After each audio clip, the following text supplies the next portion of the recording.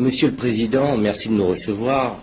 Est-ce que votre venue à Vittel correspond à une renégociation, une redéfinition des rapports avec la France? Notre venue à Vittel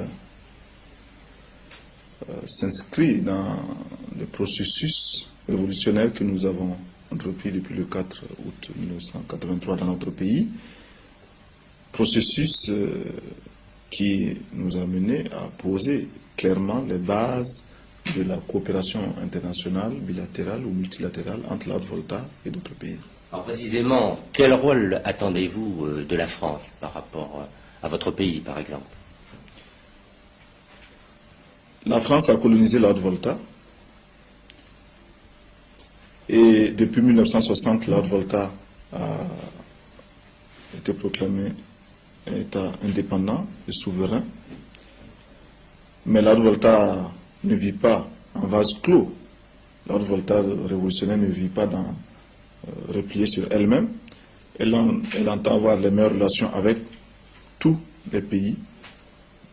Et nous pensons que dans ce cadre-là, la France, avec laquelle nous avions déjà des rapports, certes des rapports de domination, mais des rapports qui sont appelés à évoluer aujourd'hui, nous pensons que ces rapports-là pourraient évoluer si le gouvernement, si les autorités françaises le veulent et si les autorités voltaïques le veulent. Pour notre part, nous travaillons à cela et beaucoup plus, nous travaillons à établir des relations entre le peuple voltaïque et le peuple français, bien plus que les rapports, les relations entre les gouvernements qui nous paraissent extrêmement secondaires parce qu'obéissant parfois au froid calcul d'intérêts qui ne sont pas toujours évidents, qui ne sont pas toujours certains pour les peuples. Pourquoi, selon vous, le processus engagé depuis quelques mois en Haute-Volta dérange-t-il autant? Il dérange, officiellement, on dit que c'est parce qu'il représente, il fait de la Haute-Volta, il pourrait faire de la Haute-Volta un tremplin pour déstabiliser tel ou tel pays. Il n'en est rien. Nous sommes très soucieux quant aux problèmes, quant aux questions de souveraineté de notre pays. En réalité, ce processus dérange parce que l'on a compris partout que la Haute-Volta révolutionnaire constitue un exemple de tentative de résolution de certaines contradictions. Contradictions qui opposent les masses populaires voltaïques à une minorité bourgeoise qui exploite depuis très longtemps, qui opprime depuis très longtemps ce peuple voltaïque, en se constituant cette minorité comme valet, allié de l'impérialisme international, lequel l'impérialisme est et demeure un ennemi pour nous. Bien sûr, on a peur que les mêmes causes nous produisent les mêmes effets. Nous disons que notre révolution n'est pas appelée à être exportée, mais nous disons aussi que, quels que soient les cieux sous lesquels on se placera, si de telles contradictions se faisaient jour avec autant d'acuité, autant de clarté, nécessairement, il y aurait une tentative de résolution de ces contradictions et la vérité est révolutionnaire, elle finira par triompher. Ouaga, vous avez insisté particulièrement sur le rôle que vous donnez aux femmes en Haute-Volta. Oui.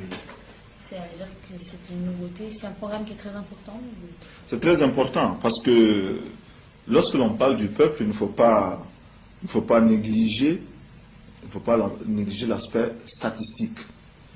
Simple considération statistique, les femmes sont plus de la moitié de la population voltaïque, constituent plus de la moitié de la population voltaïque.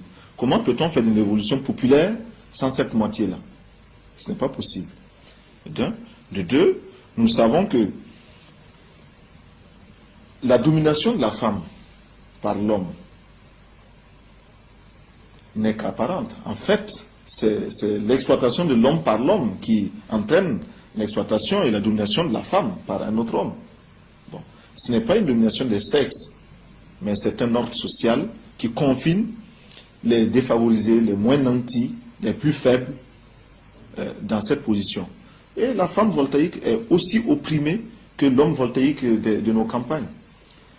La confiscation du pouvoir de l'État au profit d'une minorité se fait également au détriment de la femme voltaïque, au même titre que cela se fait au détriment de cette même majorité de paysans.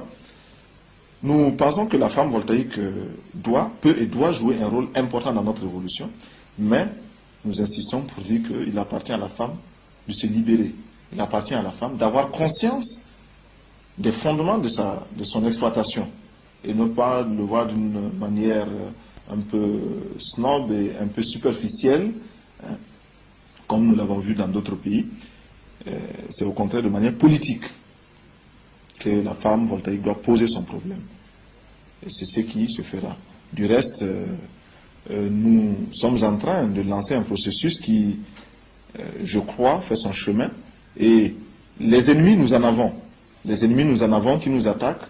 D'abord, qui sont contre le fait que nous libérions la femme voltaïque, que nous voulions libérer la femme voltaïque, lui donner des droits. Parce que vous savez que nos sociétés, encore sous la domination des forces conservatrices, féodales notamment, ne font pas de place à la femme, laquelle femme est exploitée par l'homme comme source de plaisir, comme machine à fabriquer des enfants, comme également force de travail, et comme également marchandise que l'on troque.